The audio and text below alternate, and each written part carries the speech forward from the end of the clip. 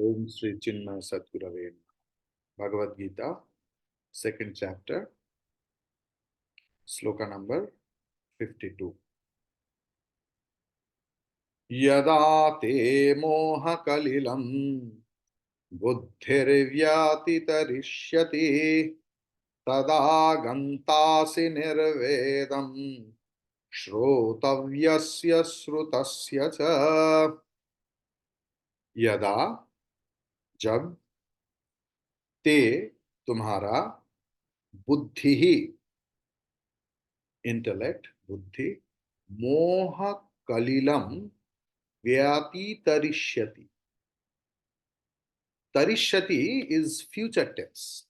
Okay, सो मोह कलिलम, कलिलम means कलुष, गंदगी।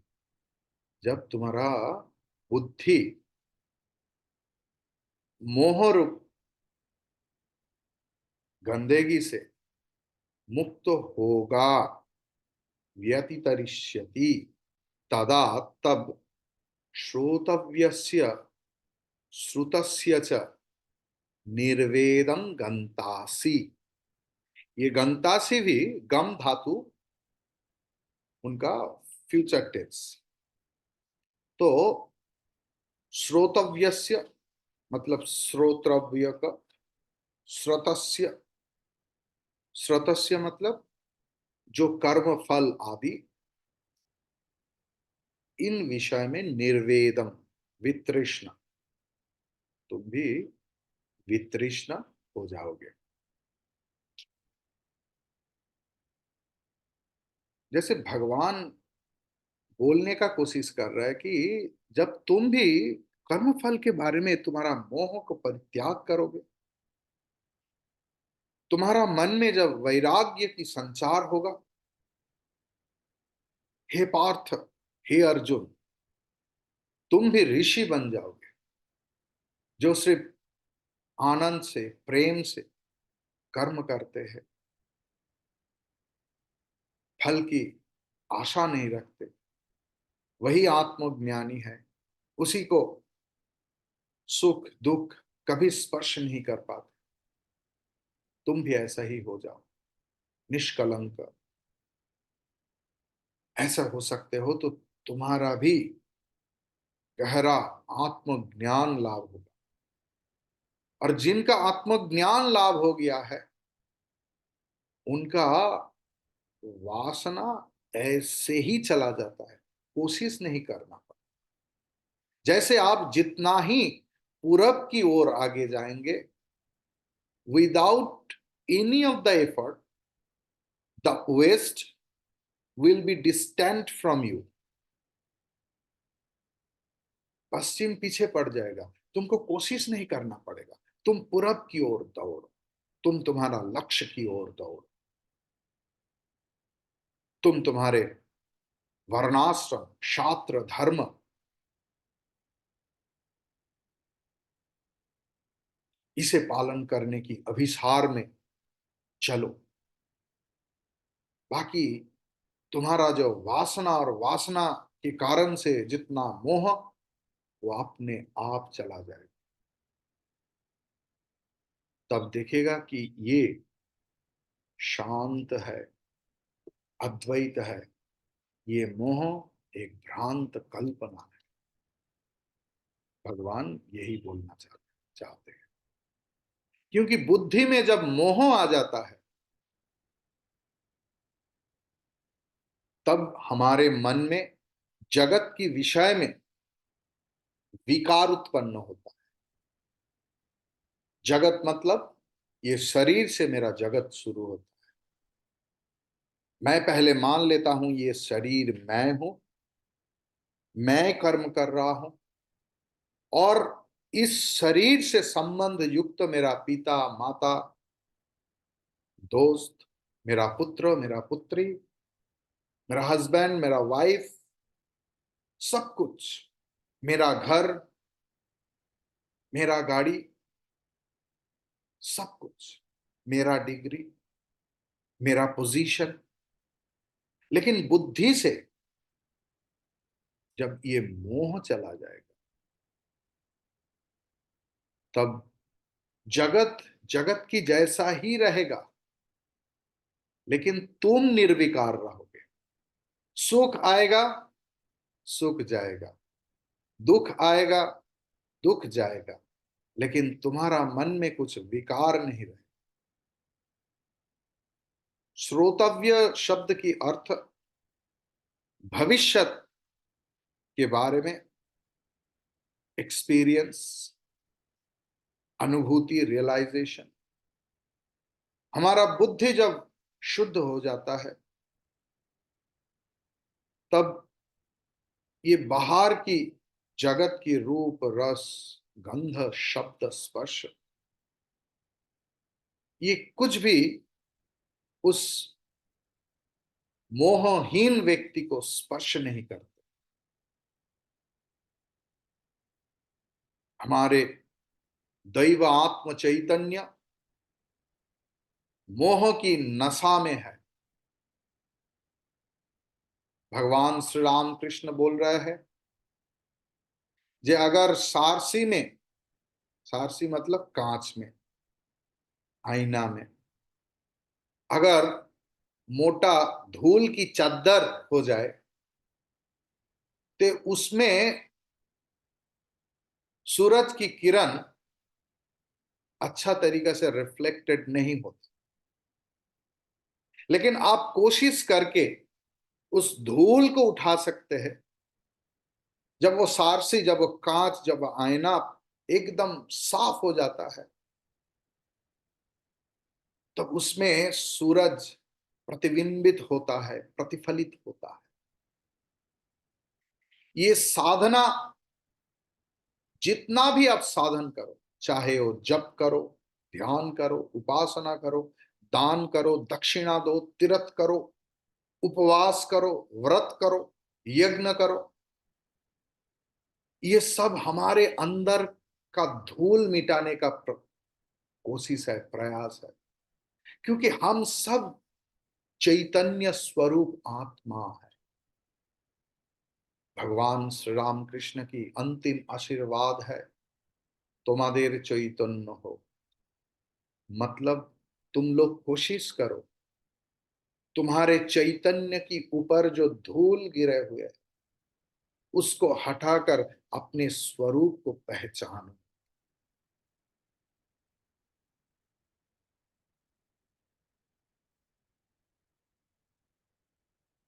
विचार विश्लेषण करने से यही हम लोगों के पास प्रतिभात होता है कि ये जगत व्यापी अनिर्वचनीय माया की प्रभाव में, एज इफ कॉन्शसनेस, चैतन्य बंदी हुआ है।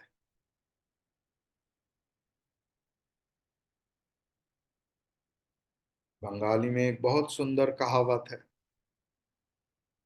पंचभूतेर फादे ब्रह्मपुरे कादे। क्यों तुम रो रहे हो? तुम तो ब्रह्म हो। ना तो तुम्हारा जागतिक सुख की लालसा, कामसा, कामना कुछ है, ना तो तुम्हारा दुख है। लेकिन इस पंच भौतिक शरीर में, शरीर की जंजीर में, शरीर की जेल खाना में ब्रह्म कैद है। As if the Brahman is crying under the cage of this panch mahabhut. अव्यक्त विद्युत शक्ति के जैसे माया अप्रकाशित है। वस्तु के अंदर सिर्फ इनका अस्तित्व ही अनुभव होता है। अस्तित्व कैसे अनुभव होता है? ना my body is, my friend is, my wife is, my husband is, my home is, my car is. The name and forms are getting changed, but the easiness remains same. Have you noticed it? तो अस्तित्व, ये isness is अस्तित्व। तो वस्तु के अंदर जो अस्तित्व है, इस अस्तित्व ही ब्रह्मन है। माया की प्रभाव को इफ यू स्टार्ट एनालाइजिंग, तब वेदांत की जो घोषणा है वो आप समझ सकते हैं कि मनुष्य की जो व्यक्तित्व है, पर्सनालिटीज है, उसमें माया दो तरीका से काम करते हैं, दो तरीका से उन मनुष्य की मन और बुद्धि में प्रभाव विस्तार करते हैं।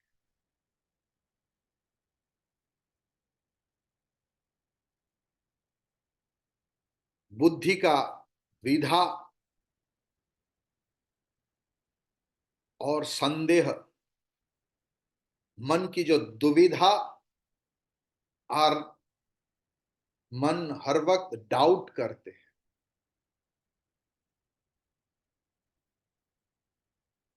और इसके लिए मैं स्वरूपत आत्मा हूं, ये सत्य आवृत रहता है, ढका हुआ रहते हैं, और इसे बोलते हैं माया की आवरण शक्ति। अगर दुनिया के सबसे महंगा कहीनूर मणि भी किसी मोटा चादर से ढका हुआ है, तो हम लोग पहचान नहीं पाएंगे कि उस ढक्कन के नीचे, उस चादर के नीचे क्या है। ऐसे ही माया हमारा स्वरूप को अपने आवरण शक्ति से ढक ढक के रखा है। माया की ये कोहरा रूप जो आवरण है, ये हमारे आत्म चैतन्य को ढक के रखता है। और दूसरा है विक्षेप शक्ति, जो नहीं है उसके बारे में स्थिर विश्वास होता है। जैसे रस्सी पड़ा हुआ है, गिरा हुआ है मिट्टी में, अज्ञान ने ढक दिया उनका स्वरूप, और मन में स्थिर विश्वास होता है कि एक सांप उधर है। तो एक है आवरण और एक है विक्षेप। इस श्लोक के द्वारा भगवान हम लोगों को निरंतर समझाने की कोशिश कर रहे हैं पिछले 4-5 श्लोकों से, कि हे पार्थ, हे मेरा प्यारे भक्त जो अभी गीता सुन रहे हो,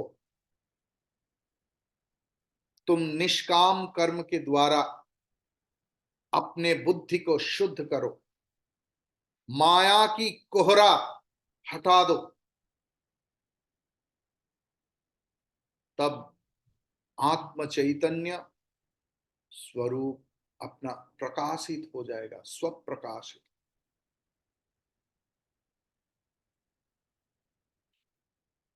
जैसे कि कोहिनूर हीरे के ऊपर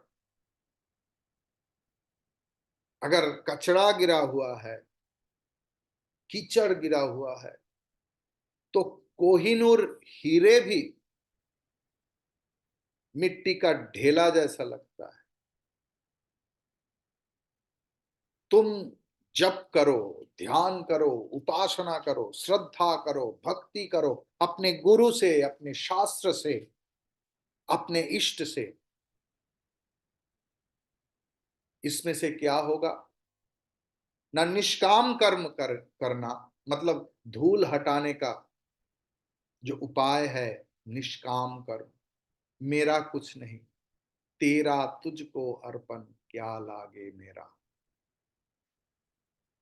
ऐसे भाव जब होगा, तब कोहिनूर हीरे उधारी था, कोई बाहर से नहीं लेके आया। तो कोहिनूर हीरे की जो औज्ज्वल है, वो स्वप्रकाशित है, वो प्रकाशमान होगा।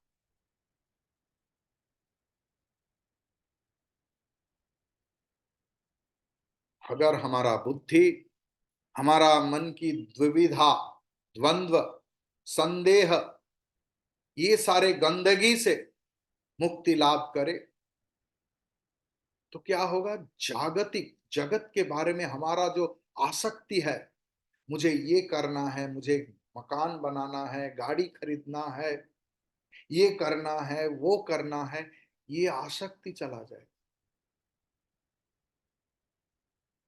तब निष्काम कर्म होगा, दूसरे के लिए काम। इसलिए तो लोग आश्रम में आता है। आज ही बोल रहा था, जो फोर्टिस हॉस्पिटल की जो मालिक है, लोग उनसे उनको पहचानते ही नहीं थे।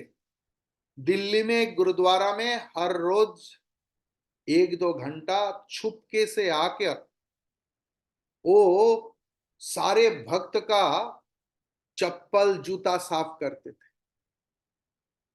किसी को पता नहीं चला कि वो इतना बड़ा बड़ा जो फोर्टिस चेन ऑफ हॉस्पिटल्स है उनका मालिक है, सीईओ है।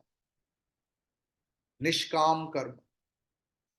तो निष्काम कर्म करते करते करते करते जीवन का स्वरूप प्रकटित होगा। तब मन इंद्रिय के द्वारा सुख ढूंढने का कोशिश बंद कर देगा। अज्ञान की, मोह की आवरण चादर जब हट जाएगा, आत्म चैतन्य अपने विभा से, अपने अपने रश्मि से प्रकाशित, अपने प्रकाश स्वरूप से प्रकाशित हो जाएगा।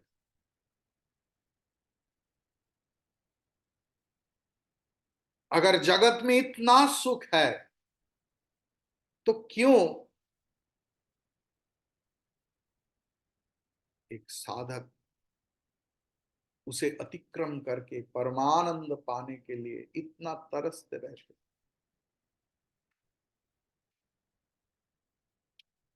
आनंद की झरना में सारे साधक नहाना चाहते हैं।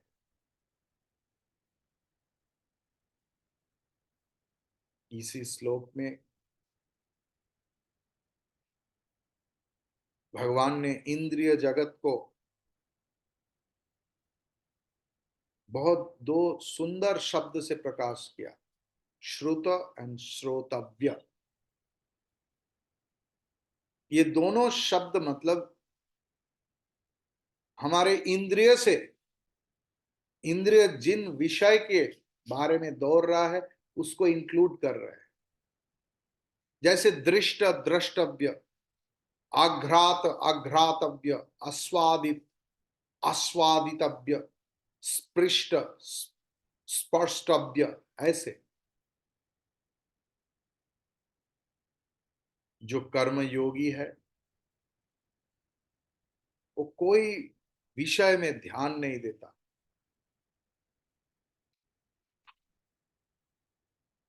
सिर्फ जो शब्द में फंस जाता है वो इस श्लोक का जो एसेंस है उसमें घुस नहीं पाते।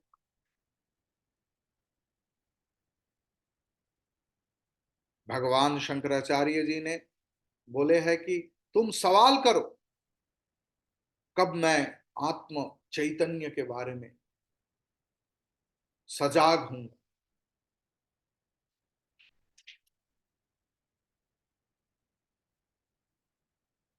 अभी सवाल उठ सकता है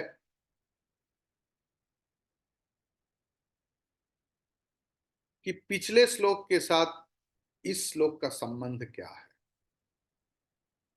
न पूर्व श्लोक में भगवान, मतलब 51 श्लोक में भगवान अर्जुन को कर्मयोग की साधना में अगर किसी का समत्व बुद्धि प्रतिष्ठित हो जाता है तब क्या होता है ना, ब्रह्म पद उनका लाभ हो जाता है। इसका वर्णन किया। अभी अर्जुन के मन में ये सवाल उठना बहुत ही स्वाभाविक है, ये ब्रह्म पद किसका लाभ होगा। इसका लाभ तो हो गया, उनका कब होगा, अर्जुन का कब होगा। शास्त्र में तो लिखा है ये करने से ये होता है, ये कर, लेकिन ये मेरा कब होगा? वेदांत क्यों इतना पसंद है, पसंदीदा सब्जेक्ट है सबका?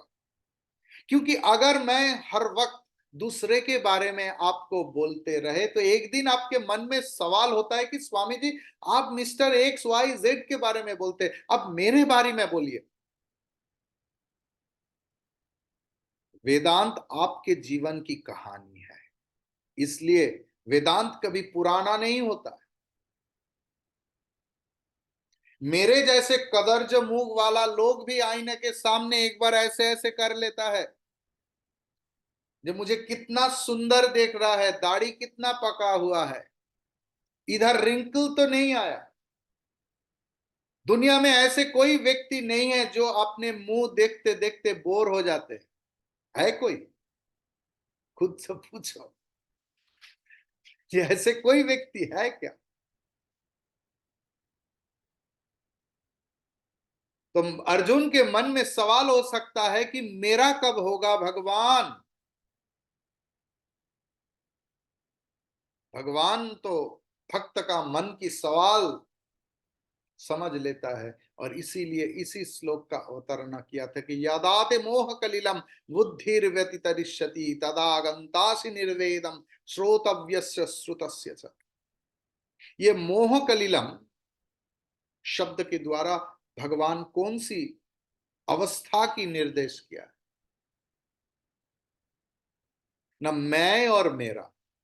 भगवान तुलसीदास जी तुलसी रामायण में बहुत सुंदर करके बताया, जिस संसार की डेफिनेशन क्या है? मैं मोर तोर त्यों संसार, बस खत्म। कभी नहीं बताया मेरा स्त्री, मेरा हस्बैंड, मेरा बच्चा, मेरा ये, मेरा आश्रम, मेरा मठ, मेरा मकान, मेरा ऑफिस, कभी नहीं बताया। मैं मोर तोर त्यों, मैं मेरा, तू तेरा, आमी आमार तुमी तोमार, संसार शेष।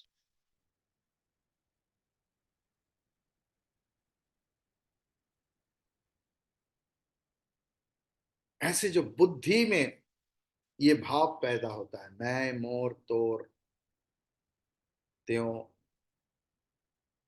इस बुद्धि से उत्पन्न हुआ मोह से जीव संसार की पिंजर में बद्ध हुआ है। तो इस मोह से बुद्धि में जो गंदगी पैदा होता है, इस गंदगी के बारे में बताया है मोह कलिलम। अभी ये बताया ना, तदा गंतासी निर्वेदम। ये निर्वेदम पद के द्वारा कौन सी विषय के ऊपर वैराग्य की बात बोला गया है? और श्रोतव्यस्य श्रुतस्य पद की अर्थ क्या है? और अच्छा तरीका से समझाओ, ऐसा मन में भी तो आ सकता है। श्रोतव्य मतलब भविष्य में और कुछ सुनोगे।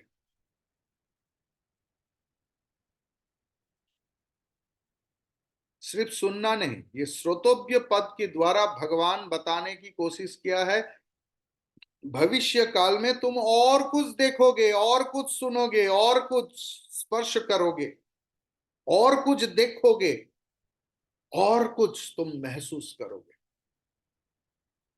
और श्रुत शब्द के द्वारा भगवान बोलने की कोशिश किया है, अभी तक तुमने जितना कुछ देखा, सुना, सूंघा, स्पर्श किया, देखा,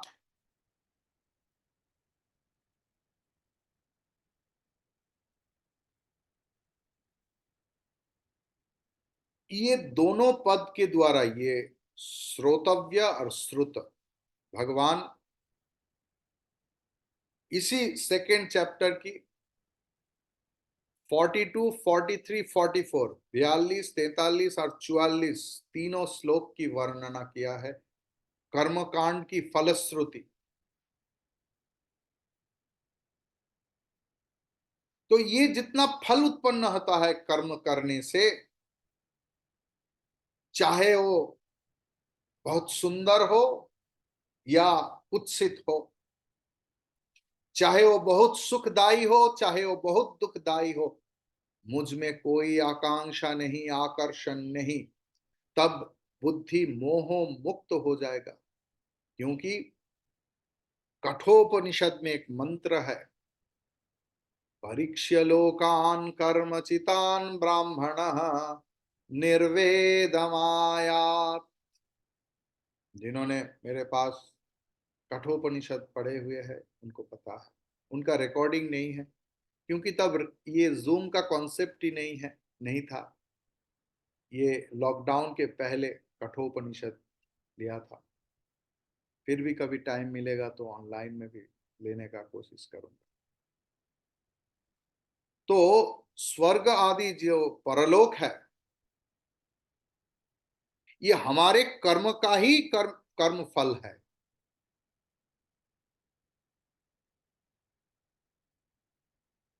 और ये कर्मफल कितना क्षणस्थाई है, कितना टेम्पोररी है। हमारे शास्त्र में कभी नहीं लिखा कि अनंत काल के लिए स्वर्गवास होगा। जितना दिन आपका पुण्य है उतना दिन आप स्वर्गवास कर सकते हैं। आप कहीं जगह घूमने गया है, कितना दिन तक आप होटल में रह सकता है ना, जितना दिन आपके जेब में पैसा है। पैसा नहीं तो हरिओम तत्सत भाई, चलो। और वो भी देखना पड़ता है कि आने का खर्च भी है या नहीं, चाहे वो प्लेन में हो, चाहे वो फ्लाइट में हो, चाहे वो कार में हो। जितना दिन पैसा उतना दिन घूम। तो स्वर्गवास कितना दिन होगा? जब तक तुम्हारे पास पुण्य की अर्थ है। जो लोग साधक है, वेदांत की साधक, जो लोग सुबह शाम वेदांत की चर्चा करते, वो लोग सोचते अरे ये टेम्पुररी सुख दुख से ऊपर जाने के लिए ही तो वेदांत की रास्ते में आया। फिर से हम लोग क्यों स्वर्ग के बारे में सोचूं? वो भी तो टेम्पुररी है। और ऐसे सोचते सोचते उनके मन में भी वैराग्य की जन्म लेता है, वैराग्य की पैदाइश ही होता है।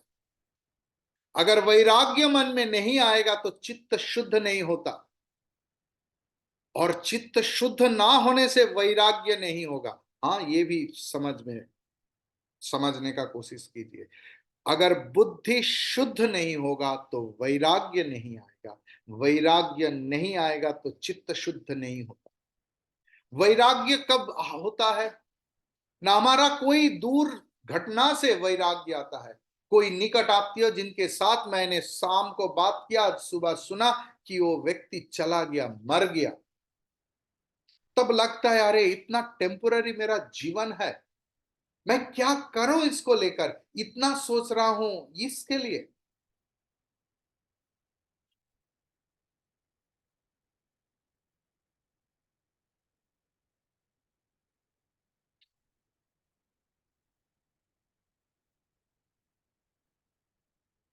तब वैराग्य आता है।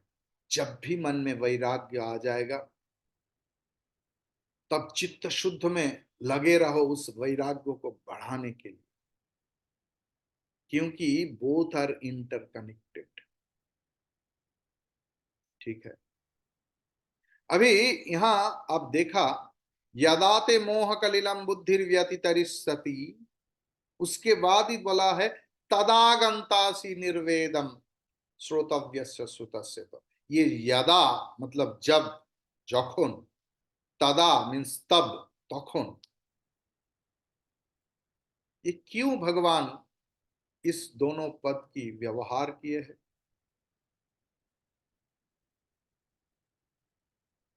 कब आपका चित्त पूर्ण रूप से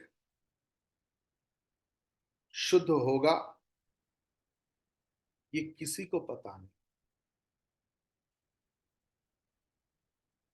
इसीलिए भगवान बोला है समत्व बुद्धि से अपने हर कर्म का अनुष्ठान करो। और करते करते करते करते अपना संस्कार, आपका कर्म करने का एफिशिएंसी, और कितना दिन आप उसको, उस झील को पकड़ के रख सकते हो। देखो, चालू तो बहुत लोग करते हैं, गीता सुनना, विवेक चूड़ामणि सुनना, रामचरितमानस सुनना, लेकिन सब लोग कंटिन्यू नहीं कर पाते। किसी किसी को लगता है अरे हर रोज तो एक ही शब्द सुन, क्या है। कभी कभी लगता है कि आज तो शादी बारी है, आज उधर है, इतना नहीं कर पाऊंगा। किसी ने सोचता है, बहुत कुछ आता है इस क्लास को स्किप करने के लिए। लेकिन ये तपस्या है, कुछ भी आ जाए जिंदगी में, जितना दुख जितना सुख कुछ भी आ जाए, I will not leave the habit of listening. मैं श्रवण बंद नहीं करूंगा, कुछ भी हो जाए। ये एक चैलेंज है। इन ऐसे भावना जिनके मन में है, ऐसे विश्वास जिनके मन में है, उनका मन धीरे धीरे धीरे धीरे शुद्ध हो जाता है, चित्त शुद्ध हो जाता है, मन से अहंकार चला जाता है। ममत्व बुद्धि, ये मेरा, ये मेरा, ये मेरा, ये special attraction and attachment for the व्यक्ति एंड वस्तु चला जाता है। और जब ऐसे करके धीरे धीरे चला जाता है, ऐसे ऐसे निर्वेद आता है। और निर्वेद अवस्था ही ज्ञानी का लक्षण है। बुद्धि योग मतलब निष्काम कर्म योग की प्रतिष्ठा की ऊपर ही ये निर्वेदत्व लाभ निर्भर करता है। हे अर्जुन, तुम अपने मन से संशय को दूर करो। ये संशय एक राक्षस जैसे है कि मेरा हो सकता है, मैं तो संसारी हूं। स्वामी जी, आपको पता नहीं मैं जिंदगी में कितना कितना पाप कर लिया दूसरे की प्ररचना में, लेकिन कर लिया। मेरा होगा, मैं संसारी हूं, मैं दो बच्चा का मां हूं, आप कैसे बोल सकते हैं आप पवित्र है, पवित्र है, पवित्र है। ये संसार, ये संशय अपने बारे में।